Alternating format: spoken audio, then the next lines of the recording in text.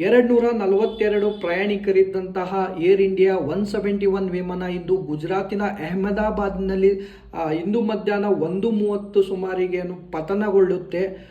ಈ ಒಂದು ವಿಮಾನ ಟೇಕ್ ಆಫ್ ಆದ ಒಂದೇ ಒಂದು ನಿಮಿಷದಲ್ಲಿ ಪೈಲಟ್ ಮೇಡೆ ಅಂತ ಸೂಚನೆ ಕೊಡ್ತಾನೆ. ಅದಾದ ಬಳಿಕ ಕೆಲವೇ ಸೆಕೆಂಡ್ನಲ್ಲಿ ಅಹಮದಾಬಾದ್ನ BJ ಮೆಡಿಕಲ್ ಹಾಸ್ಪಿಟಲ್ನ ಒಂದು ಹಾಸ್ಟೆಲ್ ಮೆಸ್ಸಿಗೆ ಹೋಗಿ ನೇರವಾಗಿ ಗುದ್ದುತ್ತೆ.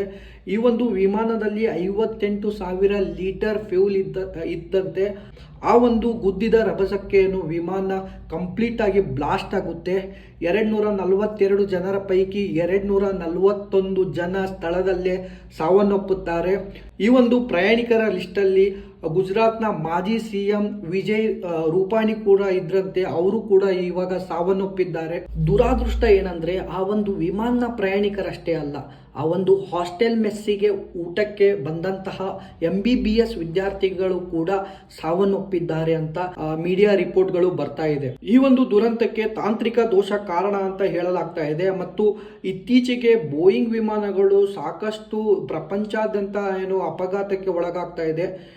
ಈ ಒಂದು ಮ್ಯಾಟರ್ನ ಸೀರಿಯಸ್ ಆಗಿ ಇನ್ವೆಸ್ಟಿಗೇಷನ್ ಕೇಂದ್ರ ಸರ್ಕಾರ ಮಾಡಬೇಕು.